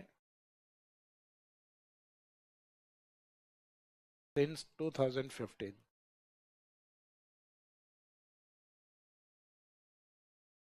यह दिन या यह दिवस 2015 से अंतर्राष्ट्रीय योग दिवस के रूप में मनाया जा रहा है। तो आजकल ये जो डे होते हैं, तो इनको पता है एग्जामिनर को, ये 10-15 इंपॉर्टेंट डे होते हैं और स्टूडेंट रट के आते हैं। तो आजकल ये डे अपने को क्वेश्चन में ही दे देते हैं, जितना अपने को आता है उतना क्वेश्चन में आ जाता है। फिर अपने को जहाँ आना बंद हो जाता है वहां पूछते हैं कि 21 जून को योग दिवस मनाया गया था और उस योग दिवस की थीम क्या रखी गई थी 2025 में। तो इसका मीनिंग ये थीम हर साल अपडेट होती है। तो एग्जामिनर भी ये चाहता है कि एग्जाम ईयर में आप इसको अपडेट करके आए। तो अभी जो 2025 जो आने वाला है अपना, अपने लिए तो ये वाली जो थीम है ये इंपॉर्टेंट है इस बार। जैसे 2024 की जो लास्ट ईयर था, yoga for self and society, yoga स्वयं के लिए और समुदाय या समाज के लिए। उससे पहले था योग योग फॉर वसुदेव कुटुंबकम, यानी संपूर्ण पृथ्वी को एक परिवार मानते हुए योग सब के लिए। और इस बार इसकी थीम रखी गई है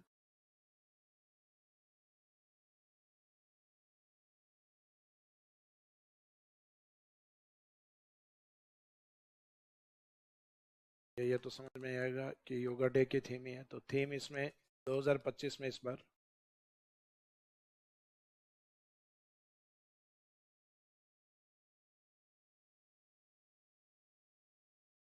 yoga for one earth one health. क्योंकि हमारे पास एक शरीर है तो उसका एक स्वास्थ्य है और एक पृथ्वी है। तो इन्होंने कहा कि एक पृथ्वी और एक स्वास्थ्य के लिए योगा। तो इसका मीनिंग है हर बार लगभग थीम एक जैसी है, सिर्फ फर्क ये है कि उसको थोड़ा मॉडिफाई कर दिया जाता है।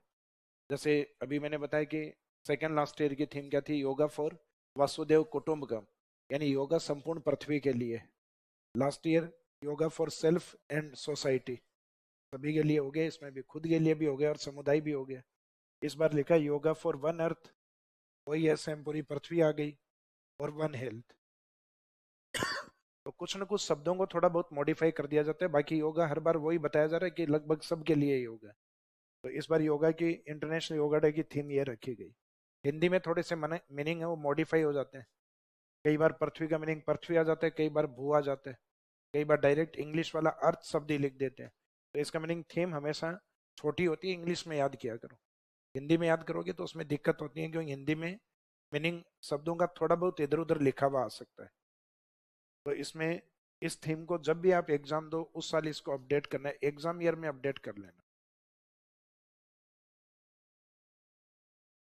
ये भी तो आप में से कईयों की एज ही 16-17 साल है, तो एग्जाम देने के लिए आपको 4-5 साल का इंतजार करना पड़ेगा कईयों को।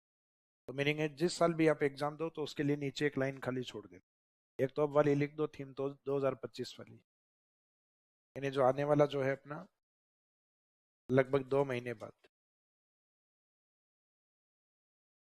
उसमें थीम होगी yoga for one earth one health.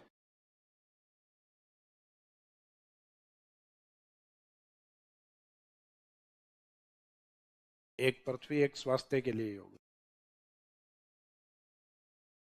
Yoga for one earth one health.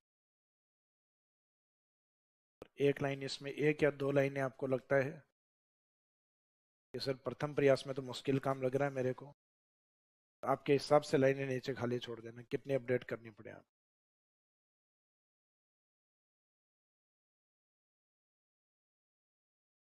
तो एक लाइन तो कम से कम छोड़ ही देना।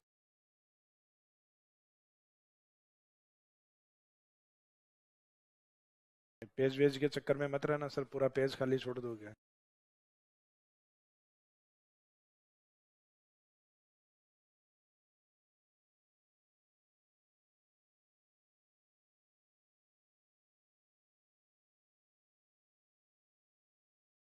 तो ये जो नोट या विशेष में पॉइंट हमने लिखना स्टार्ट किया था, तो उसमें फर्स्ट पॉइंट तो समझ में आ गया था आपके, 7 डिग्री 9 मिनट।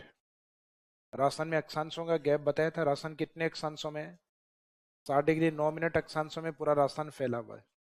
फिर इनमें इंपोर्टेंट जो लेटीट्यूड था उसके बारे में अपने थोड़ा डिटेल से लिखा, 23.5 डिग्री उत्तरी अक्षांश is known as tropic of cancer, और दूसरा नाम क्या दिया था, उत्तरी नाम नदन सोलस्टाइस।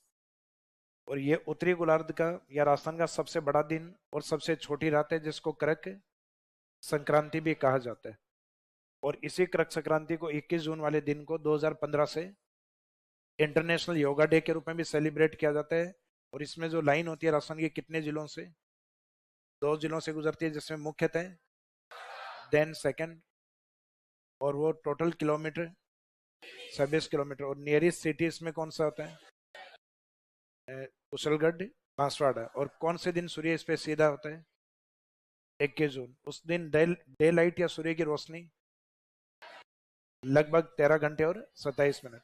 तो 24 घंटे में से अधिकांश टाइम यानी 13 घंटे और 27 मिनट है, 27 मिनट से ये आपकी डे लाइट। तो नाइट का टाइम पीरियड कम ही बचता है, फिर लगभग 10 घंटे और 33 मिनट के आसपास यही बचेगा ना। हालांकि कोई निकलवाएगा नहीं, लेकिन इसमें आइडिया होना चाहिए कि लगभग 13 घंटे से भी बड़ा दिन होता है। और उसका आइडिया आप धीरे धीरे अभी देखने स्टार्ट कर दो। अभी आप देखते हो लगभग 6:45 6:30 6:45 बजे सूर्यास्त होता है, सनसेट होता है।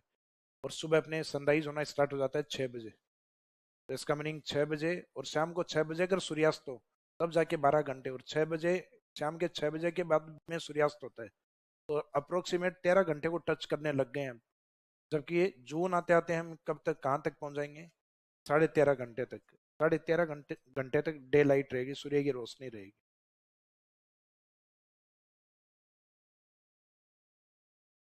अब इसके बाद में पॉइंट नेक्स्ट लिखिए, पॉइंट नंबर 3। ये जो विशेष पॉइंट अपने चल रहे थे उसी में कंटिन्यूस 60 डिग्री 9 मिनट 23.5 डिग्री यानी कर्क रेखा। अब next point, point number 3। Point number 3 में लेटीट्यूड्स को लेके कॉन्सेप्ट है अपने। ये जो लेटी हुई रेखाएं जो होती हैं,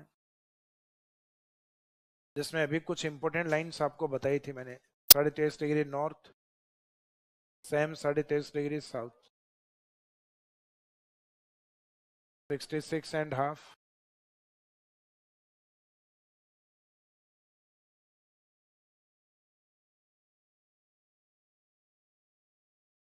बिल्कुल इसके opposite 66.5 southern latitude.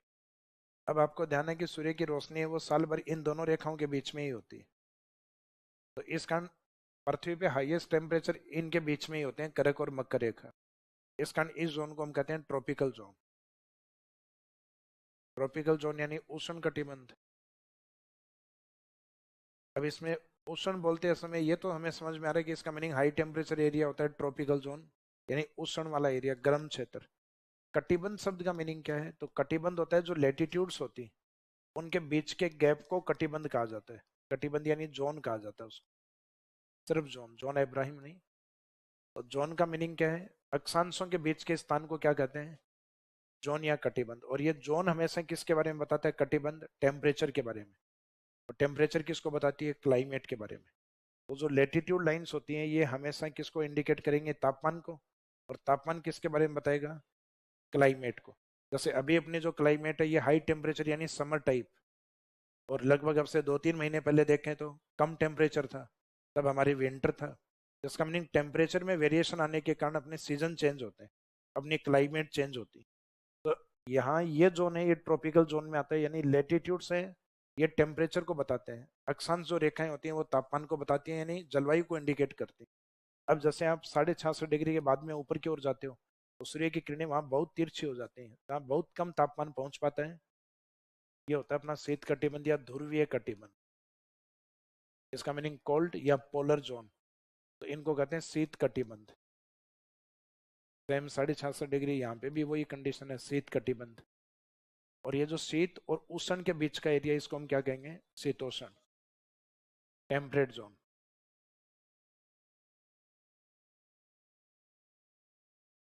Temperate zone यानी शीत और उष्ण के बीच का एरिया, जिसको हम शीत प्लस उष्ण यानी शीत प्लस उष्ण यानी शीतोष्ण, ये वाला पार्ट।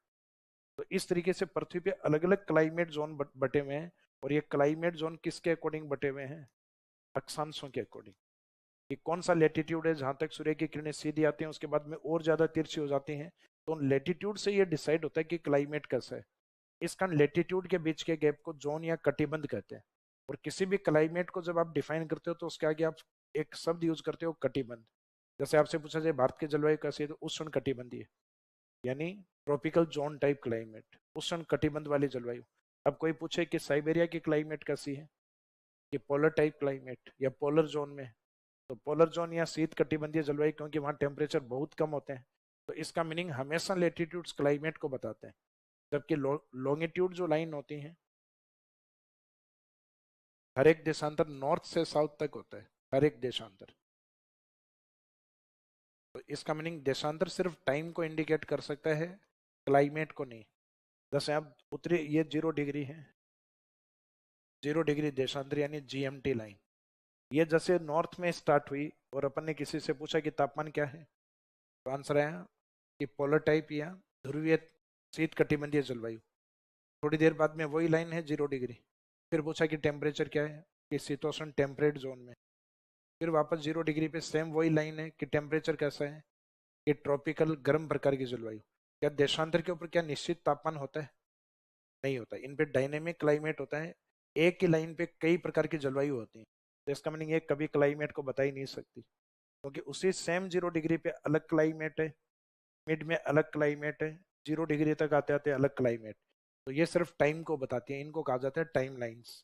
तो देशांतर रेखा, longitudinal line are known as time line and latitudinal lines are known as climate lines. अक्षांश रेखाओं को जलवायु रेखाएं और देशांतर रेखाओं को समय रेखाएं कहा जाता है।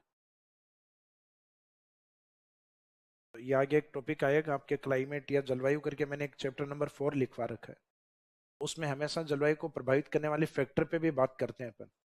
तो जलवायु को प्रभावित करने वाले फैक्टर में अक्षांश रेखाएं या अक्षांश स्थिति वो प्रभावित करते हैं, कभी देशांतर शब्द नहीं लिखा जाता। तो देशांतर कभी क्लाइमेट को प्रभावित नहीं करता, सिर्फ अक्षांश करता है। जैसे फॉर एग्जाम्पल अपने को जो लोकेशन मिली हुई है 0 डिग्री के निकट मिली हुई है अपने को, जैसे हमारा जो 23 डिग्री वाला जो पार्ट है और 30 डिग्री है, वो 90 डिग्री से डिस्टेंस पे है, लेकिन हम 0 डिग्री के ज्यादा निकट है। तो इस कारण हमारा जो जलवायु है उसके ऊपर ट्रॉपिकल का इफेक्ट ज्यादा होता है। तो इसलिए साल भर में अपने यहाँ गर्मियों का इफेक्ट ज्यादा रहेगा, विंटर का इफेक्ट अपने कम होता है। और उससे भी कम साइबेरिया से हवाएं खूब आती हैं अपने, लेकिन उनको रोकने के लिए नॉर्थ इंडिया में कौन है, हिमालय माउंटेन। तो इस हिमालय के कारण अपने विंटर का इफेक्ट और भी कम हो जाता है। तो इस कारण अपने जो समर का इफेक्ट होता है वो हिमालय के घाटियों तक, नॉर्थ तक होता है। तो इस कारण भारत में उत्तर तक अपने एग्रीकल्चर होती है। अगर हिमालय नहीं होता तो हमारी विंटर का इफेक्ट थोड़ा तेज होता है, क्योंकि बाद में इन हवाओं को रोकने वाला जो फैक्टर है हिमालय वो काम नहीं कर रहा होता। और साइबेरिया की जो ठंडी हवाएं उनका इफेक्ट राजस्थान के मैदानी भागों तक भी होता है। हालांकि बहुत ज्यादा उसके आगे तो नहीं हो पाता, क्योंकि बाद में 0 डिग्री के आसपास का इफेक्ट है वो होने लग जाता है अपने। यानी 0 डिग्री के आसपास क्लाइमेट कैसी होती है, ट्रॉपिकल उष्ण कटिबंधीय। लेकिन एक सीजन में अपने साइबेरिया का इफेक्ट बढ़ जाता है, साइबेरियन विंड्स का इफेक्ट बढ़ जाता है। इसमें नेक्स्ट पॉइंट नंबर 3 में लिखिएगा, अक्षांश रेखाओं को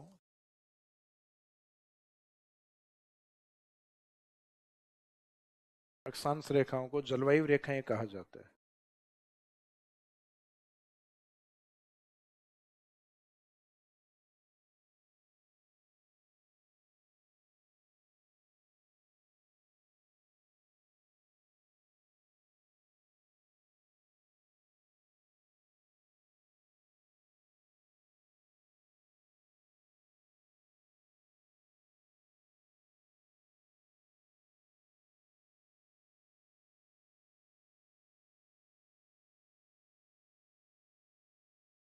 इसमें latitude lines are known as climate line,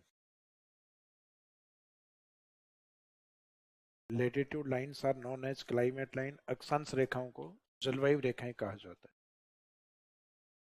तो ये सब देशांतर में कभी यूज नहीं करेंगे। जलवायु रेखाएं उसमें होता है टाइम एंड डेट लाइन, वो समय और तिथि रेखा के रूप में डिफाइन होती है। उनसे क्या डिसाइड होता है, पृथ्वी पे किसी भी स्थान का समय, और समय जैसे जैसे चेंज होता है उसके साथ साथ क्या चेंज होता है, डेट। इस कारण उनको time line and date line, समय रेखा और तिथि रेखा के नाम से जानते हैं हम। तो वो देशांतरों में आएगा अपने। तो ये जो पॉइंट हमने स्टार्ट किया था first, latitudinal location of Rajasthan, Rajasthan की अक्षांश स्थिति, ये वाला पार्ट अपना कंप्लीट हो गया। तो राजस्थान का अक्षांश विस्तार कहाँ से कहाँ तक था, 23 डिग्री और 3 मिनट से और 30 डिग्री और 12 मिनट। कौन सा जिला था यहाँ? बांसवाड़ा बोरकुंडा से लेके यानी सदन से लेकर और 30 डिग्री 12 मिनट कोणा विलेज गंगानगर राजस्थान के नॉर्थ तक। और इन दोनों के बीच में दूरी कितनी बताई थी? 826 किलोमीटर। ये राजस्थान के अक्षांश से दूरी। और इसके बीच में राजस्थान के टोटल कितने अक्षांश आते हैं? 60 डिग्री और 9 मिनट। और एक इंपॉर्टेंट अक्षांश कौन सा आता है? 23.5 डिग्री उत्तरी अक्षांश यानी ट्रॉपिक ऑफ कैंसर। कितनी डिस्टेंस में है राजस्थान में? 26 किलोमीटर। और किस दिन सीधा होता है? 21 जून। इस पे सूर्य की स्थिति 21 जून को सीधी होती। तो ये अपना कंप्लीट हो गया अक्षांश वाला पार्ट। अब नेक्स्ट बी हेडिंग लिखिए। अक्षांश की जगह क्या लिखोगे? राजस्थान की देशांतरी स्थिति।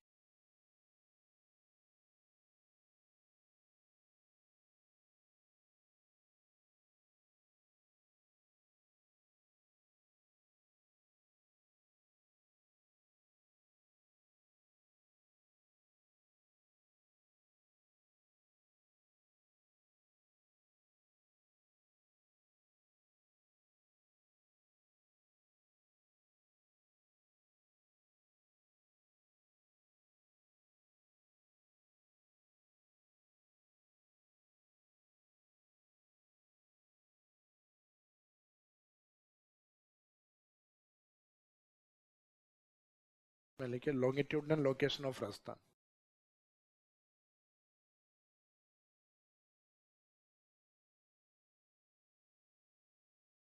Longitudinal location of Rajasthan, Rajasthan की देशांतरी स्थिति।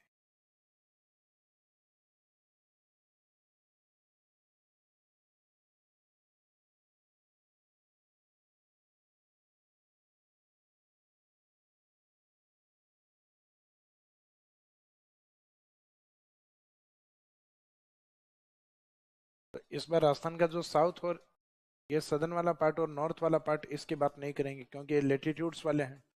इस बार बात करेंगे हम वेस्ट टू ईस्ट, पश्चिम से पूर्व की ओर। और ये हम पहले बात हो चुकी है हमारी कि हम देशांतर में कौन सी डायरेक्शन में रहेंगे? 0 डिग्री के ईस्ट में। तो जितने भी अपने देशांतर यूज होंगे उनमें डायरेक्शन यूज क्या होगी? ईस्टर्न लॉन्गिट्यूड, पूर्वी देशांतर। तो यहाँ 0 डिग्री से स्टार्ट करेंगे अपन, ब्रिटेन की ओर से चलना स्टार्ट करेंगे तो भारत उसके ईस्ट में काउंट होगा। तो हमारी काउंटिंग इस तरीके से बढ़ती हुई चलेंगे। इधर यहाँ जो काउंटिंग आएगी वो छोटा नंबर होगा और ईस्ट में जाते जाते वो काउंटिंग में बड़ा नंबर होगा। जैसे कई बार नंबरिंग अपन लिखते हैं तो नंबर तो अपन ऊपर से 1 2 3 इस तरीके से लिखते हैं। तो ऐसे अक्षांश में लिखा जाता तो 23 यहाँ आना चाहिए था, 30 यहाँ आना चाहिए था। लेकिन उसका बेस है वो नॉर्थ में नहीं था, बेस कहाँ पर था? साउथ में था। 0 डिग्री यहाँ था। इसके अकॉर्डिंग काउंटिंग इधर से स्टार्ट हुई थी। इसका 23 यहाँ था सदन में और 30 कहाँ था? नॉर्थ में। तो इसका मीनिंग बेस लाइन कहाँ पे है? उस साइड से काउंटिंग उसके बाद में इंक्रीज होती जाती है। तो इसका मीनिंग बेस लाइन अपने राजस्थान के वेस्ट में है। तो यहाँ जो काउंटिंग आएगी वो छोटी आएगी और ईस्ट में जो काउंटिंग आएगी वो बड़ी आएगी। यहाँ राजस्थान तक आते आते कितने देशांतर कंप्लीट हो जाते हैं?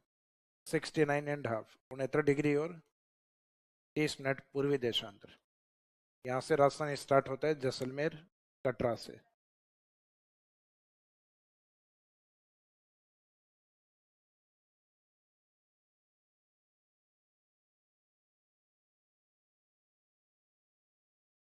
फिर यहाँ से कंटिन्यूस 70 71 और राजस्थान के ईस्ट तक निकलते निकलते 78 डिग्री और 17 मिनट ईस्टर्न लॉन्गिट्यूड। और इसमें धौलपुर,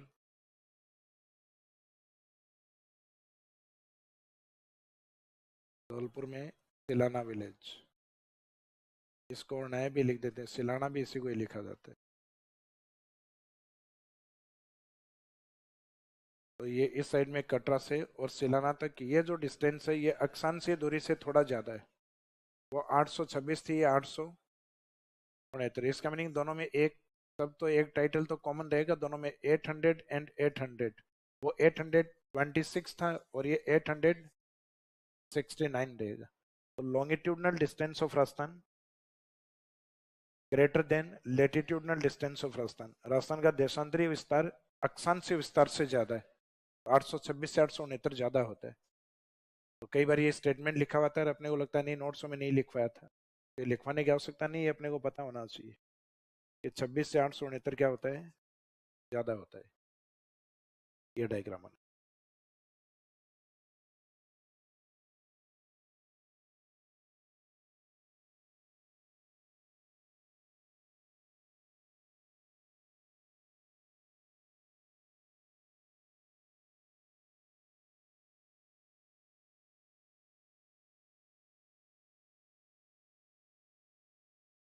समझ में आ रही है ज्योग्राफी आज? देखो, जिसमें नहीं समझ में आए तो आपने खूब पैसे दिए हैं, समझने के दिए हैं, पूछ लिया करो। एक बार नहीं आएगी दूसरी बार बताएंगे, दूसरी बार नहीं आएगी तीसरी बार बताएंगे, उसके बाद नहीं बताऊंगा। उसके बाद आप समझ आना कि आपके समझ में नहीं आएगी।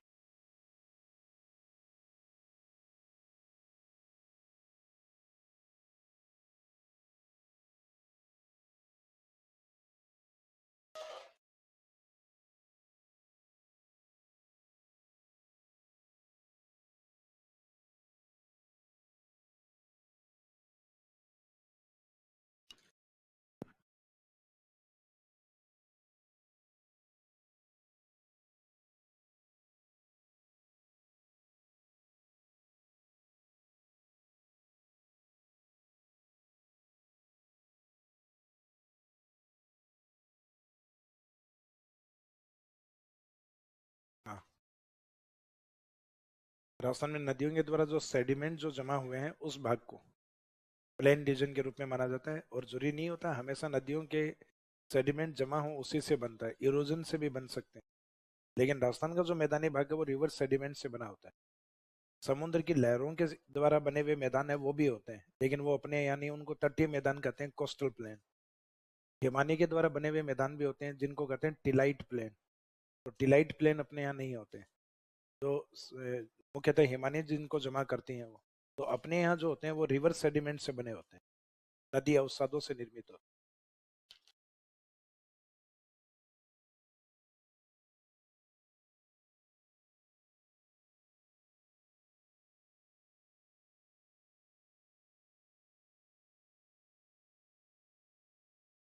मुख्यतः रेनफॉल होता है, इंटरनेशनल डेफिनेशन होती है वो डेजर्ट की रेनफॉल से दी जाती है।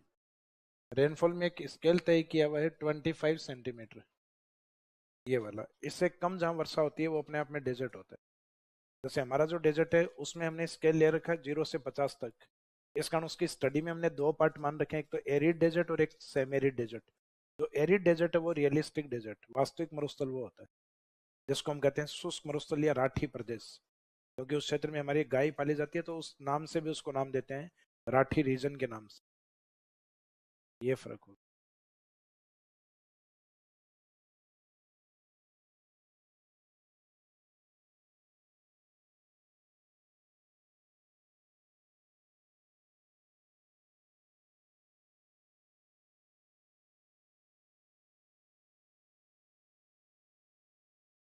ज्योग्राफी सब्जेक्ट, हाँ हाँ, साइंस या ज्योग्राफी। हाँ,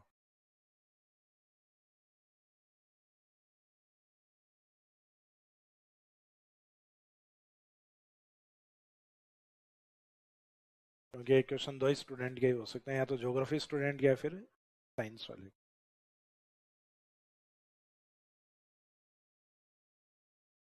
कॉलेज में ज्योग्राफी है, मतलब दोनों से रिलेशन है। My self Bageshwar.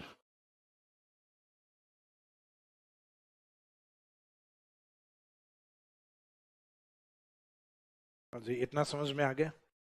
इसमें डिटेल सब वैसे ही लिखेंगे जैसे अक्षांश में लिखे। अक्षांश में अक्षांश लिखा था, इसमें क्या लिखेंगे, देशांतर। बाकी स्थान इसमें भी लिखा जाएगा, जिला इसमें भी आएगा, दूरी इसमें भी बतानी होगी। तो उसके बारे में लिखवाएंगे आपको कल।